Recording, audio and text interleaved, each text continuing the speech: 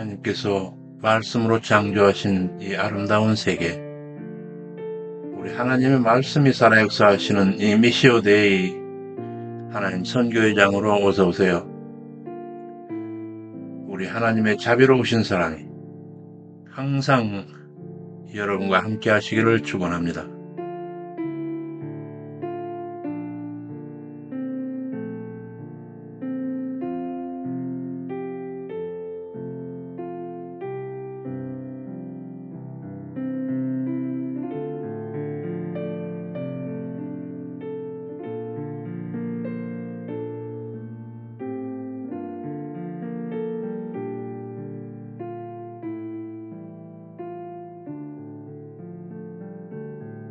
제 카페입니다.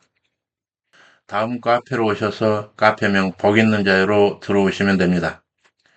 카페에서는 친히 교재를 읽어 확인하며 살피실 수도 있고, 거기 게시하여둔 교재 끝에 링크해둔 유튜브 동영상으로도 살펴볼 수가 있습니다. 왼편 카테고리에서 제2편 제사장나라 수립 제3장 제사장나라 영토 계속되는 여호수아서 이야기입니다. 이 중에 제2절 영토 정복 전투,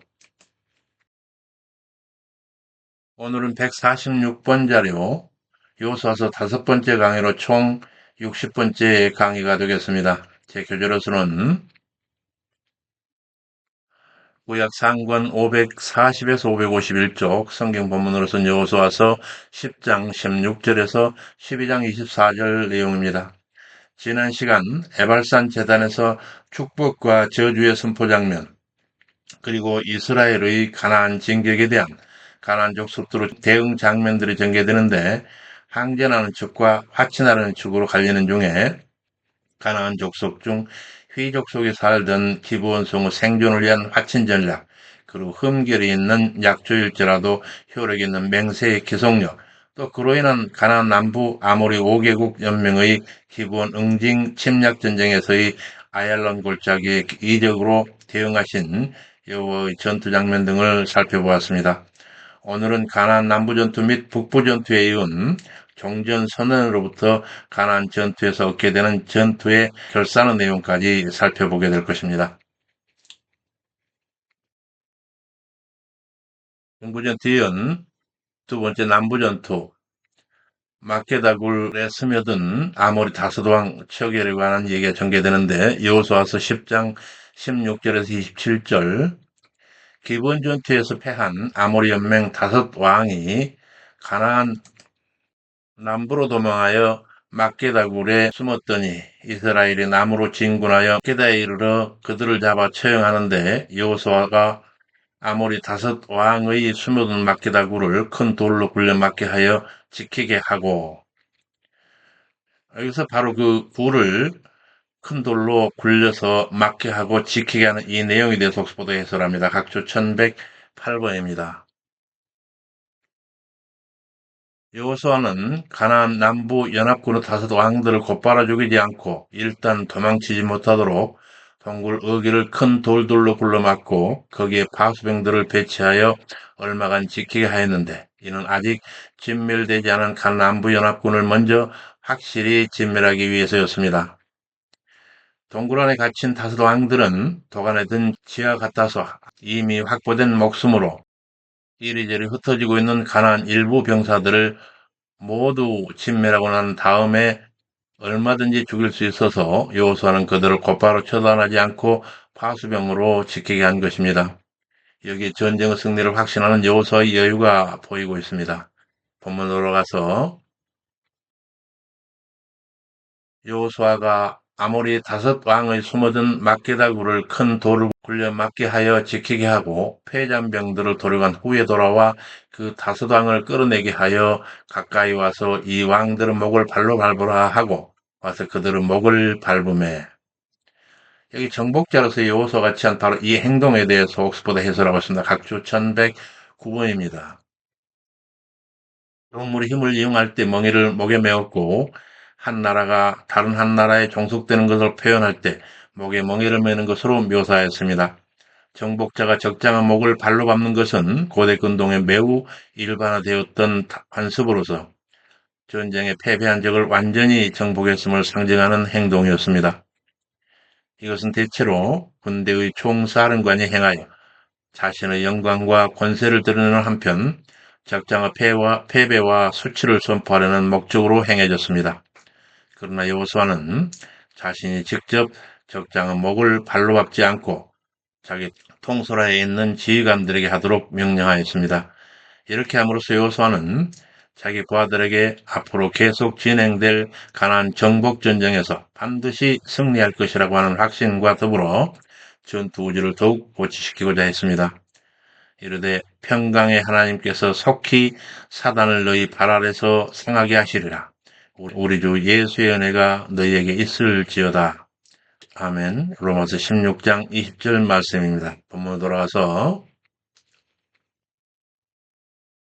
모든 막대다구를 큰 돌을 굴려 맞게 하고 지키게 하고 패잔병들을 도로간 후에 돌아와 그 다섯 왕을 끌어내게 하여 가까이 와서 그 왕들의 목을 발로 밟으라 하고 와서 그들은 목을 밟음에 너희가 더불어 싸우는 모든 대적에게 여호와께서 다 이와 같이 하시리라 하고 죽여서 해질 때까지 따라 두었다가 해질 때 거기서 내려 그 숨었던 막대다굴에 매장하더라. 그 후 남부 지역 일대에서 성전을 굳은 전투 일람입니다. 림나로 진격하여 완전히 소멸하고 라게스로 진격하여 완전히 진멸하고 또 라게스를 원조하러 온 게셀까지 완전히 진멸하니라. 이에 대해 옥스포드 해설을 듣습니다. 학주 1110번입니다. 라게스 북쪽 약 30km 지점 게셀 왕 호람은 여호수아가 라게스를 공격하러 갔다는 소식에 원정대를 이끌고 라게스에 왔습니다. 그가 라게스를 도우려고 먼 길을 떠나 군을 이끌고 온 것은 라게스 함락이 자기 성읍 안전에도 위협이 되리라 판단했기 때문으로 보입니다. 그러나 위기를 사전 방지하고자 취한 원정길로 인해 그는 더 큰 화를 자초하고 맙니다. 그가 이끌고 온 모든 군사들이 여호수아 군에 무참히 살해되었습니다. 게세랑 호람은 도와야 할 상대를 올바로 선택하지 못했습니다. 우리들은 영적 전투 현장에서 하나님의 백성을 도울 것인가, 어둠에 속한 세력을 도울 것인가, 이로써 우리 운명이 바뀐다는 교훈을 주고 있습니다. 본문으로 돌아가서 남부 산지로 진군하여 거기 에글론과 헤브론과 그 중에 속한 성읍들과 그리고 드빌에 이르러 거기 속한 성읍들까지 진멸하여 한 사람도 남기지 아니하였고 다시 가데스바네아에서 가사에 이르니 기브온까지 펼쳐진 고센의 전 지역을 평정하고 남부 전역을 취함이라. 여호수아가 남부 전투의 전열을 정비하러 길갈로 귀환하는데 이때 점령한 지역이 각 지역들에 대한 옥스포드 해설을 뒀습니다. 각주 1111에서 1112번. 여기서 드빌은 헤브론 남서쪽 약 20km 지점에 위치한 성읍으로 옛 이름은 기럇세벨이며 기럇산나로 불리기도 했습니다. 여호수아는 드빌을 점령함으로써 마침내 가나안 남부 지역 대부분을 점령하게 되었습니다. 다음 각주로 가서 본문으로 볼 때 드빌도 헤브론과 마찬가지로 단일 성읍이 아닌 여러 성읍으로 이루어진 규모가 큰 성읍이었음을 알 수 있습니다. 드빌은 책의 성읍이라고 하는 뜻을 가진 기럇세벨이라고 하는 옛 지명에서도 드러나듯 문화가 매우 발달한 큰 도시였습니다. 그러나 여호수아는 드빌의 문화재도 아낌없이 모조리 진멸했습니다. 아간이 여리고성에서 여호와께 바친 물건을 훔친 것과는 대조적인 모습을 보이고 있습니다. 이어서 본문 돌아가서 여호수아 10장 40에서 43절 이와 같이 여호수아가 온 땅 곧 산지와 남방과 평지와 경사지와 그 모든 왕을 쳐서 하나도 남기지 아니하고 무릇 호흡 있는 자는 진멸하였으니 여기서 이 진멸함에 대해서 옥스퍼드 해설을 살피고 넘어가겠습니다. 각주 1113번입니다. 성경은 이러한 참변을 하나님께 직접 행하시는 것으로 묘사하고 있습니다. 그리고 이러한 참변을 통해 제거되는 자와 남는 자가 있기 마련입니다. 하나님의 심판인 참변을 통해 제거되는 자는 하나님의 저주의 심판을 당한 자인 반면에 남은 자는 하나님의 특별한 긍휼과 은총을 입은 자입니다. 이스라엘의 가나안 정복 전쟁은 언약 백성에 대한 축복을 성취하는 전쟁이라는 측면과 더불어 우상을 숭배하는 패역한 가나안 족속에 대해 심판하는 전쟁이라는 측면을 동시에 가지고 있습니다. 본문으로 들어가서 그 모든 왕을 쳐서 하나도 남기지 아니하고 무릇 호흡 있는 자는 진멸하였으니 이스라엘 하나님 여호와의 명하신 것과 같았더라. 여호수아가 또 가데스 바네아에서 가사까지와 온 고센 땅을 기브온에 이르기까지 침해 이 지역에 대한 옥스포드 해설을 살피겠습니다. 1114번 가데스 바네아에서 히브리 미카데 시바르네아에서 가데스 바네아 히브리어로 카데스 바르네아는 탈주자의 광야라고 하는 뜻을 갖는 지명입니다. 여기서 뭐뭐로부터라고 하는 히브리어 전치사 민이 접두된 형태입니다. 카데스 바네아는 브엘세바 남서쪽 약 80km, 지중해 연안에서 약 80km 지점에 위치한 가나안 최남단 지역으로 시내반도 북동쪽 경계와 연접해 있으며 출애굽 후 모세가 여기서 가나안에 정탐꾼을 보냈습니다. 그리고 강한 요새와 한이라는 히브리어 아자, 곧 가사는 예루살렘에서 약 80km, 지중해 4.8km에 위치해 있습니다. 블레셋 주요한 5성읍 중에 하나였으며 여호수아가 정복한 후에 유대지파에 분정됩니다. 본문의 고세는 야곱 때부터 출애굽 전까지 백성들이 애굽에 살던 곳이 아니라 애굽에 살던 것을 기념하여 훗날 붙여진 이름으로 추정되고 있습니다. 이곳은 헤브론 남서쪽 약 19km 지점에 위치해 있는 산악 지방인 듯 보입니다. 본문 들어가서 여호수아가 또 카데스 바네아에서 가사까지와 온 고세 땅을 기브온에 이르기까지 침해 이스라엘이 하나님 여호와께서 이스라엘 여호와에 싸우신 거로 여호수아가 이 모든 왕과 그 땅을 단번에 취하니라. 여호수아가 온 이스라엘로 더불어 길갈전으로 돌아왔더라. 이렇게 해서 길갈 변형에 돌아와서 거기서 전열을 정비하고 다시 북부로 진군하는데 이에 반이스라엘 북부 가나안 동맹이 결성됩니다. 이어서 11장 1절에서 5절 하솔 왕 야빈이 이 소식을 듣고 마돈 왕 요압과 시므론 왕 악삽 왕과 및 북방 산지와 게네롯 남편 아라바와 평지와 서방 도로 높은 곳에 있는 왕들과 동서편 가나안 사람, 아모리 사람, 헷 사람, 브릿 사람, 산지의 여부 사람과 여기에 명기된 지역들에 대해 옥스포드 해설을 잠깐 살피겠습니다. 각주 1115에서 1116번. 하소랑이 살고 있던 이곳은 가나안 북부에 위치한 홀레, 메롬 호수의 남서쪽 8km, 갈릴리 바다로부터 북으로 16km 떨어진 곳에 위치해 있습니다.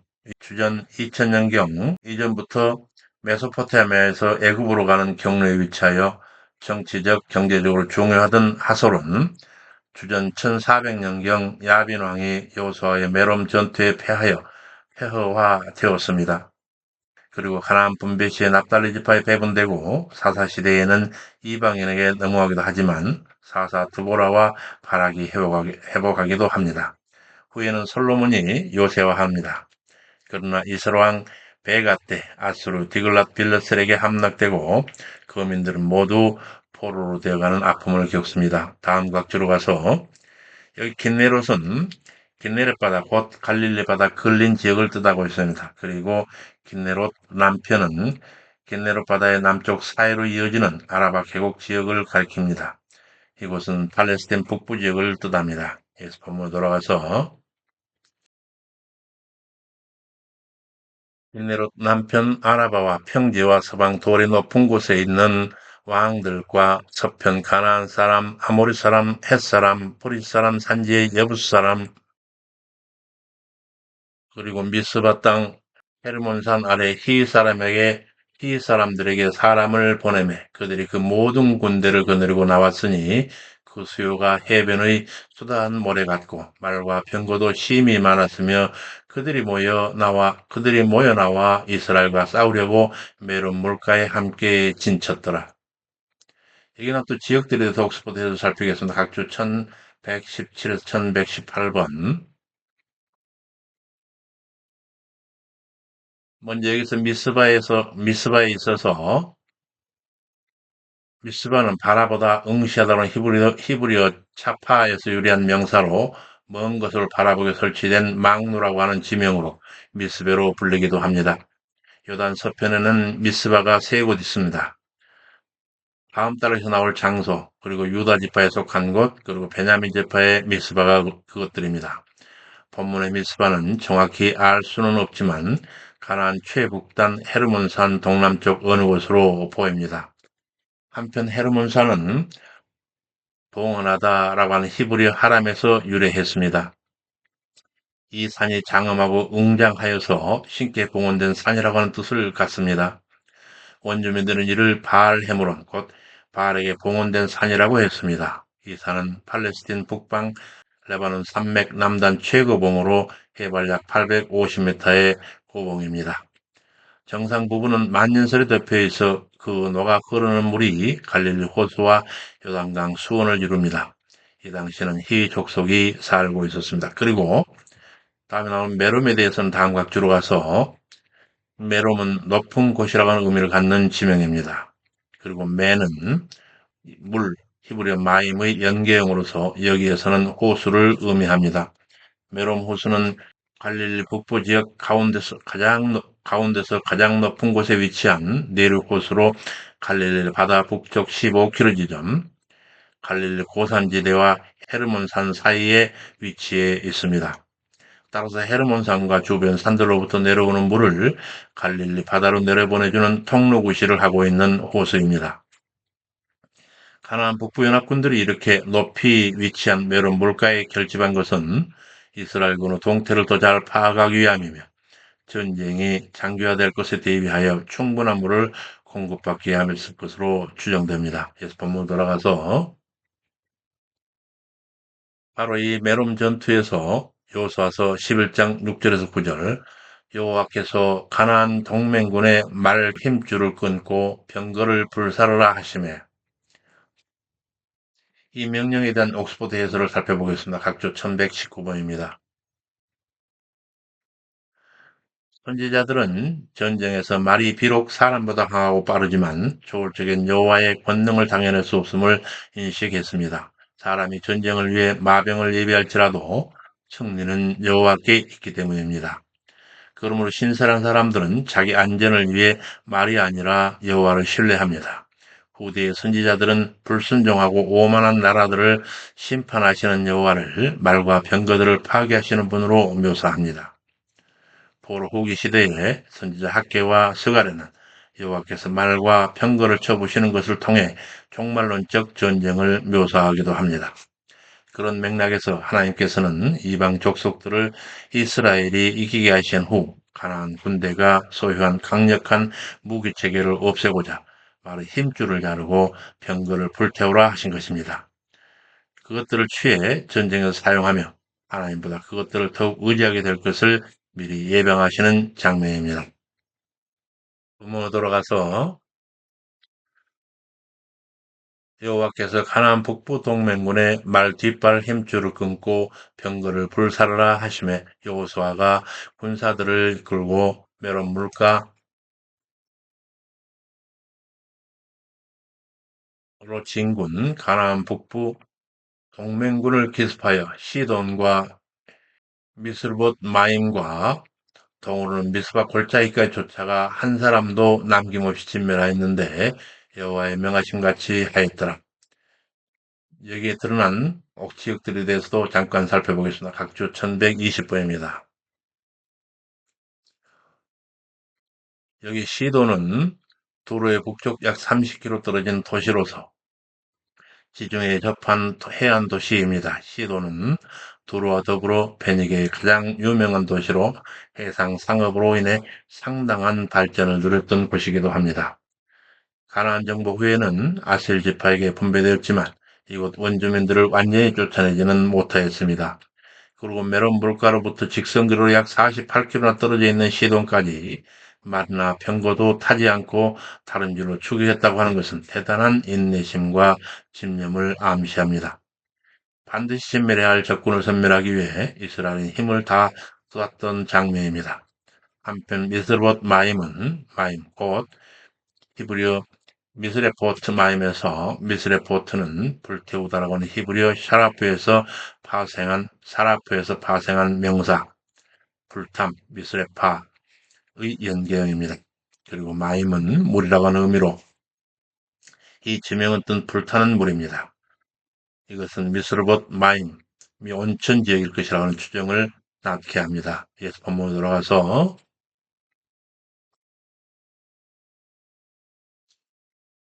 이곳 시돈과 미스르봇 마임과 통으로는 미스바 골짜기 끝 쫓아가 한 사람도 남김없이 진멸하였는데 여호와의 명하심과 같이 하였더라. 그리하여 하솔 및 가나안 북부 전투가 전개되는데 여호수아서 11장 10절에 15절 하솔은 본래 그 모든 나라의 머리였더니 그때 여호수아가 돌아와서 하솔을 취하고 그 왕을 칼날로 쳐 죽이고 그 가운데 모든 사람을 칼로 쳐서 진멸하여 호흡 있는 자는 하나도 남기지 아니하였고 또 불로 하솔을 살랐으며 여호수아가 그 왕들의 모든 성읍과 그 모든 왕을 취하여 칼날로 쳐서 진멸하여 여호와의 종 모세의 명을 같이 하였으되 여호수아가 하솔만 불살르고 산 위에 건축된 성읍들은 이스라엘이 불사르지 아니하였으며 이에 대해서 옥스퍼드에서 살피겠습니다. 각주 1121에서 22번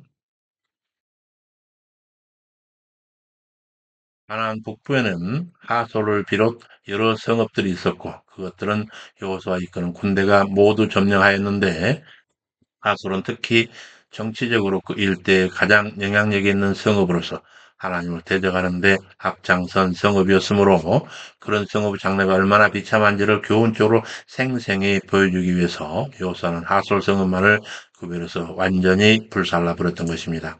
다음 각주로 가서 하나님은 가나안 정복의 첫 성읍 여리고에서는 전리품 획득을 금지하고 헤렘으로 모두 죽이거나 불태우고 나머지는 모두 하나님께 드리도록 했습니다. 이는 가나안에서 전개될 모든 전쟁의 승리는 하나님께로부터 오는 것이며 하나님께 바쳐지는 하나님의 전쟁임을 보여주었습니다. 그러나 아이성부터는 전리품을 스스로 취하게 하였습니다. 사람은 모두 죽이되 물건과 가축은 스스로 취할 수 있게 허락하신 것입니다. 그런데 가나안 북부의 정복전쟁에서는 물건과 가축을 취할 뿐만 아니라 언덕 위의 성읍까지도 남겨놓게 하심을 볼 수 있습니다. 이같이 하솔을 제외한 다른 성읍들을 불태우지 않으면 하나님 명령을 따라 이스라엘 백성들이 거주지나 외침에 대한 요새로 사용하려는 목적 때문으로 보입니다. 이르시되 네가 건축하지 아니한 크고 아름다운 성읍을 얻게 하시리라 하신 신명기 6장 10절 말씀이 이루어진 장면입니다. 본문으로 돌아가서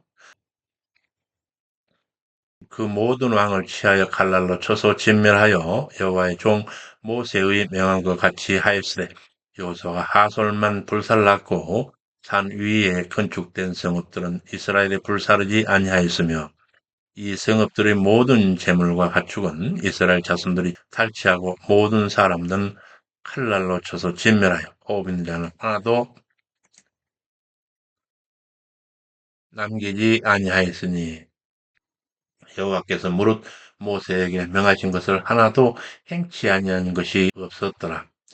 이와 같이 해서 요단 서편의 주요 거점을 장악하고 종전 선언을 하는데 먼저 요단 서편 가나안 본토의 주요 거점을 완전 장악함에 대해서 여호수아서 11장 16절에서 20절 여호수아가 이같이 그 온 땅, 곧 산지와 온 남방과 곧센 온 땅과 평지와 아라바와 이스라엘의 산지와 그 평지를 취하였으니 곧 세일로 올라가는 한락산에서부터 헤르몬산 아래 레바논 골짜기 바알갓까지라. 그 모든 왕을 잡아쳐 죽였으며 여호수아 그 모든 왕과 싸운 지는 여러 날이라. 여호수아가 이 영토 전투에 차지한 가나안 강역과 그 전투 기간 여러 날이라고 표현한 부분에 대해서 옥스포드 해설하고 있습니다. 각주 1123에서 25번까지. 본문은 가나안 북부 지방뿐 아니라 그 이전에 정복 전쟁을 통해서 차지한 중부와 남부를 포함한 가나안 전 정복지를 팔레스타인 지역의 다양한 지형적 특성에 따라서 나누어 나열하고 있습니다. 다음 각주로 가서 세일 산지의 경사면에 위치한 한락산은 가나안 땅 남방 경계를 이루고 있습니다. 그리고 행운의 바알신이라는 의미를 갖고 있는 바알갓은 가나안 땅 최북단에 위치한 레바논 골짜기와 헤르몬산 아래쪽에 위치해 있는 성읍입니다. 이는 여호와 하나님께서 아브라함에게 가나안 일경을 그와 그 후손에게 주어 영원한 기업이 되게 하시겠다고 하신 그 말씀이 정확히 성취되는 것을 보여주고 있습니다. 자기 언약에 신실하신 하나님께서는 당신께서 아브라함이 약속하신 그대로 여호수아를 통해 그 약속을 성취하였습니다. 다음 각주로 가서 본문에서 모든 왕들과 싸운 지 여러 날이라고 했던 그 여러 날은 여호수아가 정복 전쟁을 행했던 기간 전체를 가리키는 말입니다. 실제적으로 이 기간은 성경에 기록된 갈렙의 나이를 계산할 때 추정할 수 있습니다. 갈렙이 가데스 바네아에서 가나안 땅을 정탐했던 때의 나이가 40세였습니다. 그리고 이스라엘이 가데스 바나에서부터 에돔과 모아브 경계인 세렛 시내를 건너기까지 38년 걸렸습니다. 그러므로 요단을 건널 때 갈렙 나이는 78세였으며 가나안 정복을 마치고 가나안 땅을 분배한 때는 갈렙 나이가 85세였으므로 가나안 정복 전쟁 기간은 대략 7년으로 추측됩니다. 이처럼 7년이나 걸린 가나안 정복 전쟁 기간을 수년이라고 표현하지 않고 여러 날들이라고 표현한 것은 이스라엘이 가나안 군대를 물리치기 위해 매일매일 전투에 임해야만 했을 정도로 긴박하여 쉴 수 없었던 시간을 보냈음을 강조하고 있는 장면이라 할 수 있습니다. 그래서 본문으로 돌아가서 그 광역 내의 모든 왕을 잡아쳐 죽였으며 여호수아 그 모든 왕과 싸운 지는 여러 날이라.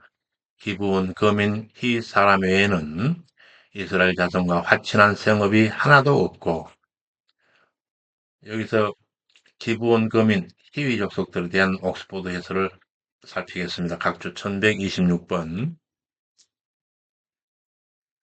기브온 거민들은 가나안 7족속들 중 히위 족속에 속한 자들입니다. 여호수아 당시 기브온 거민들은 기브온 성읍을 필두로 연합한 성읍 곧 그비라, 부에롯, 기랏 여아림에 거주하던 히위 족속들을 일컫습니다. 기브온은 예루살렘 북서쪽 8km에 위치한 성읍이었습니다.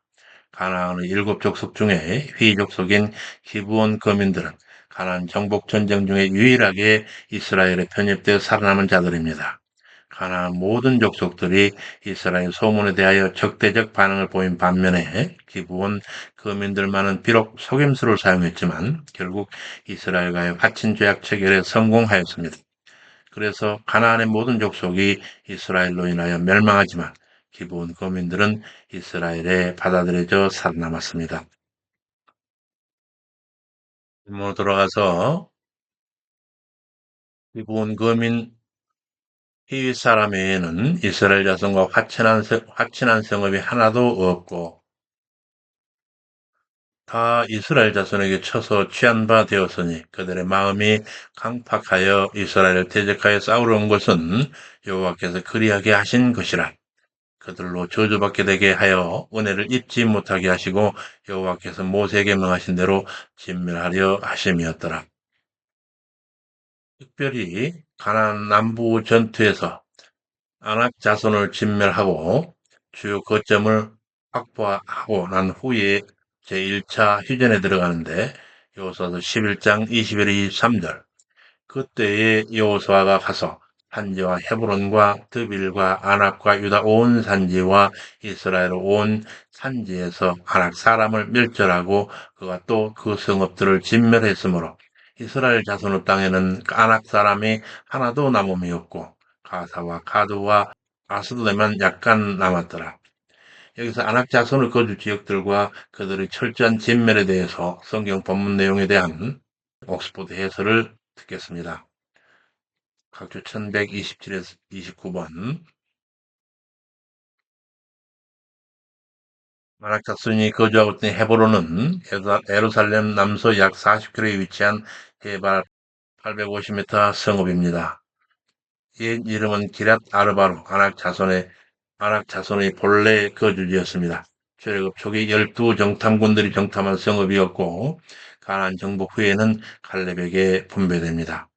여기 드빌은 라기스 남부 헤브론 남서 20km 지점이며 본래 이름은 기랏세벨로 기랏산나라고도 했습니다. 또한 아납은 드빌과 근린해 있으며 헤브론 남서쪽 10km 지점 유다 산지에 위치한 성읍입니다. 정복한 후에 이곳은 유다 지파에 분배됩니다. 한편 본문에서 말하는 유다 산지와 이스라엘 산지는 위에 언급한 헤브론과 드빌과 아납을 포함하는 전국의 모든 고지대를 가리킵니다. 아낙 자손들은 헤브론과 데빌과 아나벨한 이 세 성읍을 중심으로 가나안 거의 모든 산지에 널리 흩어져 살았던 것으로 추측됩니다. 다음 각주로 가서 아낙 자손에 대하여 이스라엘은 매우 불쾌한 경험을 가지고 있습니다. 이는 가데스 바네아에서 정탐꾼들이 가나안을 정탐했을 때 그들을 공포에 떨게 한 족속이 바로 이들이었기 때문에 그렇습니다. 이스라엘이 이들을 두려워하여 하나님을 원망하게 된 사건으로 이스라엘은 광야에서 40년을 방황하였습니다.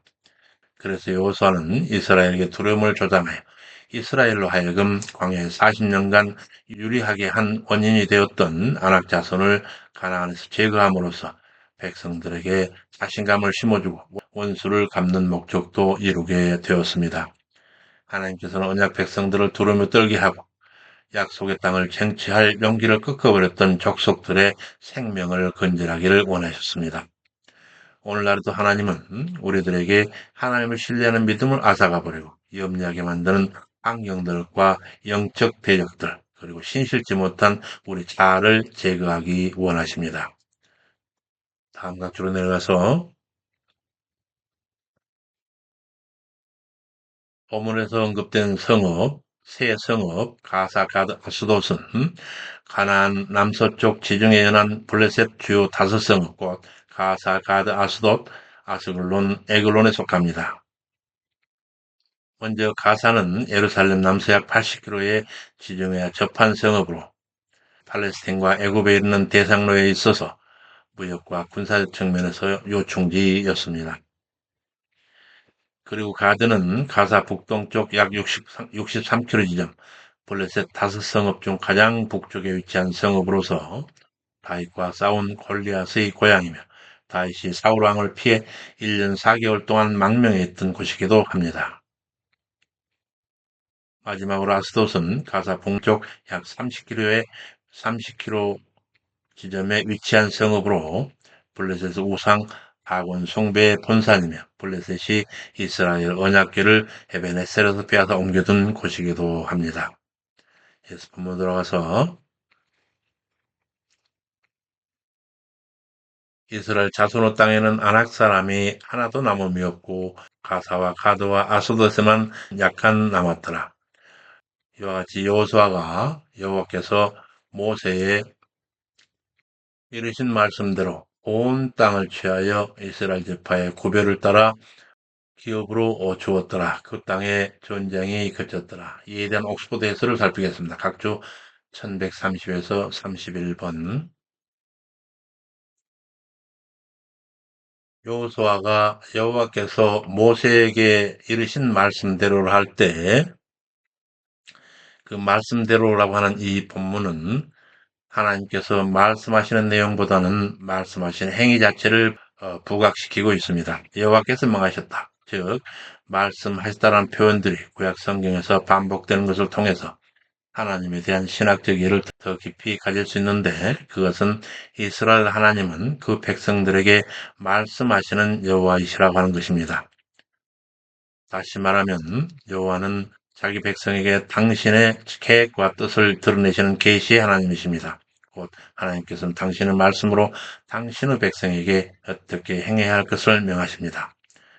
본문에서도 가나안 정복을 완성한 것은 바로 여호수아가 하나님의 명령에 따라 행했기 때문에 가능한 것으로 설명하고 있습니다.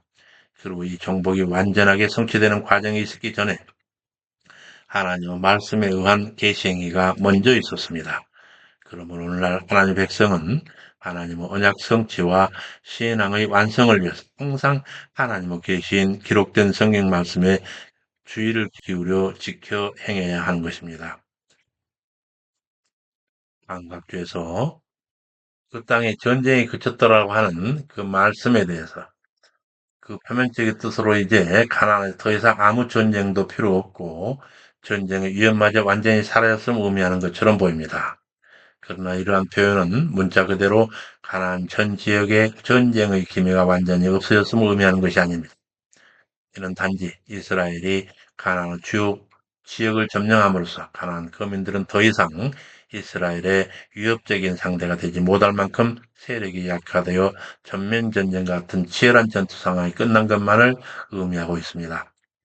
여호수아가 죽은 이후에도 가나안 땅에는 전국 각 지역의 잔존에는 가나안 족속들과의 싸움이 계속됩니다. 그러나 이미 평정된 상태나 다름없는 상황에서 국지적으로 벌이는 전투는 이스라엘에게 있어서 이전의 전면전과 같은 부담으로 다가오지는 않았을 것입니다.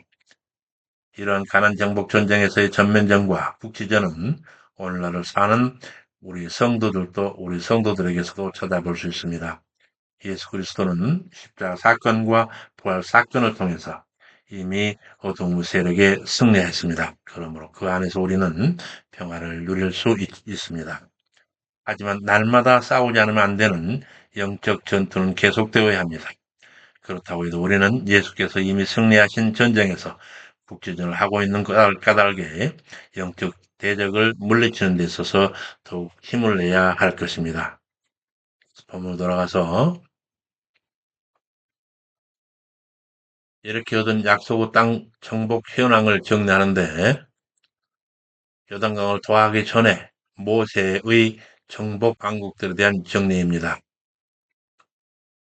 여기서 12장 1절 이스라엘이 요단 저편 해 돋는 편 곧 아르논 골짜기에서 헤르몬산까지의 통방 온 아라바를 점령하고 그 땅에서 죽인 왕들은 이러하다.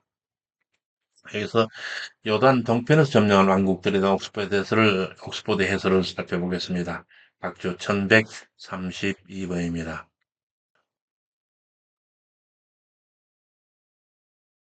여기서 아르논 골짜기는 요단 동편 남부 지역에 있는 계곡으로서 이 계곡의 줄기가 사해의 허리 부분까지 연결되어 있으며 가나안 정복 당시에 아모리족과 모압족의 경계선을 이루고 있었습니다.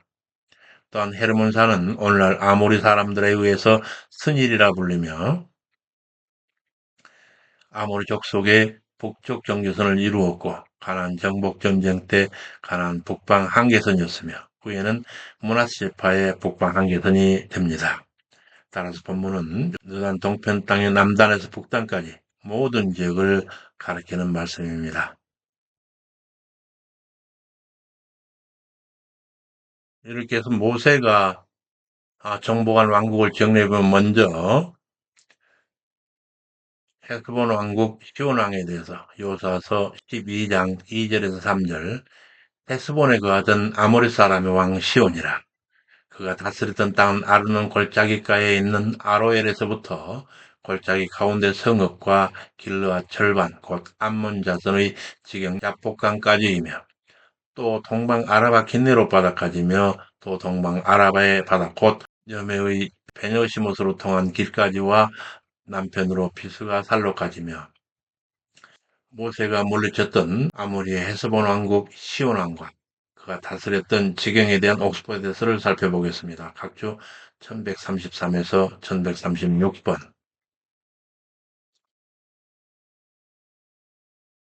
본문에서 아모리 사람의 시온 왕이라 한 그 본문은 우리 한글 개역 성경의 뉘앙스대로면 이는 시온은 헤스본성에 살고 있는 아모리 사람을 다스리는 왕이라고 하는 뜻으로 잘못 이해될 수도 있습니다. 그러나 시온은 헤스본을 수도로 하여 요단 동편의 아모리족 전체를 다스렸던 왕입니다. 본문의 문법적 의미를 서술적으로 기술하면 시온이라고 하는 이름을 가진 사람의 신분은 왕인데 그는 헤스본에 살고 있는 아모리 사람이다 하는 뜻입니다. 그리고 길르앗은 요단 하류로 흘러드는 약복강 주변에 광활하게 펼쳐진 나무가 울창한 구릉지대입니다. 여기에 길르앗 절반이라고 하는 이 표현은 길르앗 지역이 약복강을 경계로 남과 북으로 나뉘어져 있기 때문입니다. 당시 시온이 차지함은 그 가운데서도 후에 므낫세 반지파가 차지했던 북쪽 길르앗 땅이었습니다. 다음 각주에서 암몬 자손을 지금 약복강까지라는 그 말씀에 대해서 이는 아르논 계곡 제방 위에 있는 아로엘에서부터 그리고 계곡 가운데서부터 암몬 자손을 지경까지는 약복강까지 즉 길르한 접박 절반까지라고 하는 뜻입니다. 아로엘에서 약복강까지의 남북 직선거리는 약 90km. 당시 가나안 땅이 성읍 중심의 작은 도시 국가였던 상황에 비춰볼 때 이는 당시 시온이 다른 왕들보다 넓은 지역을 장악하고 큰 세력을 행사했음을 알게 합니다. 이 다음 각주에서 여기 나오는 베녀시못은 히브리 베트 하예시모트에서 이 베트는 집을 뜻하며 하예시모시는 정관사 하와 황폐 파괴라는 히브리 예시마의 복수형이 결합된 형태입니다. 그 황폐한 집 베녀시못은 요단강의 사이로 흘러드는 어기인 모압평지 헤스본 지역 성읍 중 하나이며 루벤 지파에게 분배됩니다. 여기서 본문 돌아가서 모세가 차지했던 헤스본 왕국 시온 왕과의 전투에 이어 바산 왕국 옥 왕과의 전투에 대해서 여호수아서 12장 4에서 5절 또 르바의 남은 족속으로서 아스다락과 에드레이에 거하던 바산 왕 옥이라 또 다른 왕 아모리 바산 왕 옥에 대한 옥스퍼드 해설을 살펴보겠습니다. 각주 1137에서 1138번 본문에 등장한 르바 족속 히브리어 르파임 거인들입니다. 레파임 족속은 이스라엘 가나안 정복 이전 팔레스타인에 살고 있던 부족 중 하나로 아낙 사람들과 키가 비교될 만큼 건장하고 강한 민족이었습니다. 이는 패전한 군사들 중에서 살아남은 자들을 지적하고 있습니다. 따라서 본문은 팔레스타인 일대에 거주하는 레파임 족속이 통치하던 나라가 모두 사라지고 바산만 남은 상황을 나타내주고 있습니다. 한편 아스다롯은 갈릴리 바다 동쪽 38km 정도 떨어진 곳에 위치한 성읍으로 현재 텔 아시타라이며 강함이라고 하는 뜻의 아드레이는 아모리 왕국을 다스리던 바산 옥이 거주하던 성읍으로 바산 지역의 요충지에 위치한 도시입니다. 다음 억지로 와서 당시 옥이 통치하던 바산은 북쪽 헤르몬산, 서쪽 요단강, 남쪽 약복강, 동쪽 살르가를 경계로 한 넓은 지역에 둘러싸여 있었습니다. 그리고 키 큰, 목이 긴, 거인 같은 이러한 뜻을 가진 옥은 60개의 성읍으로 이루어진 아르곱 지역과 바산 지역 일대를 통치하던 왕으로서 그의 철짐상 길이가 4m, 넓이가 1.8m나 될 정도로 컸으며 그의 몸집이 장대한 거인이었습니다. 여기서 본문 들어가서 그 바산 왕 옥이 치리하던 땅은 헤르몬산과 살르가와 온 바산과 및 구술 사람과 마가 사람의 지경까지의 길르와 절반이니 헤스본 왕 시온의 지경에 접한 것이라. 헤스본과 접경한 바산 왕 오구 지경에 대해서 옥스퍼드 해설합니다. 각주 1139에서 40번. 헤르몬산은 북쪽 경계를 이루며 팔레스틴 일대에서 가장 높은 해발 814m입니다. 그 정상은 만년설에 덮여 있으며 그 녹은 물은 요단강의 주요 원천입니다. 한편 살르가는 바산 동쪽 끝에 있는 성읍으로 바산왕 옥이 통치하던 바산의 동쪽 경계였습니다. 또한 바산은 야르무강 포함 길르앗 북쪽에 위치하며 북은 헤르몬산 아래까지 서는 디베랴 호수까지 동은 살르가에 이르는 평야로 비옥하기 유명합니다. 한편 마가 족속이 그 주변 성읍들을 힘으로 밀어붙일 만큼 강하고 세력인 족속이었음을 암시하고 있습니다. 그리고 도시로서의 마가는 헤르몬산 남쪽에 위치한 성읍으로서 남쪽으로는 그술과 접경을 이루고 있었습니다. 다음 각주로 가서 그술 사람과 마가 사람의 지경까지 길르앗 절반이니 헤스본 왕 시온의 지경에 접한 것이라는 이 말씀, 이 본절은 길르앗의 절반 즉 헤스본 왕 시온의 지경이라는 뜻입니다. 시온의 지경은 약복강을 사이에 두고 있는데 이 강은 동에서 서로 흘러 길르앗을 남북으로 가로지르면서 길르앗을 헤스본 왕 시온의 지경 절반과 바산 왕 오그 지경 절반으로 나누고 있습니다. 본문은 바산 지경 남방 한계선을 가리키고 있습니다. 여기서 본문으로 돌아가서 이렇게 취한 동편 땅을 두 지파 반에게 분배하였는데 여호수아서 12장 6절 여호와의 종 모세와 이스라엘 자손이 그들을 치고 여호와의 종 모세가 그 땅을 루벤 사람과 갓 사람과 므낫세 반 지파에게 기업으로 주었더라. 이렇게 두 지파 반에 분배된 땅에서 옥스퍼드 해설을 잠깐 살펴보겠습니다. 1141번입니다.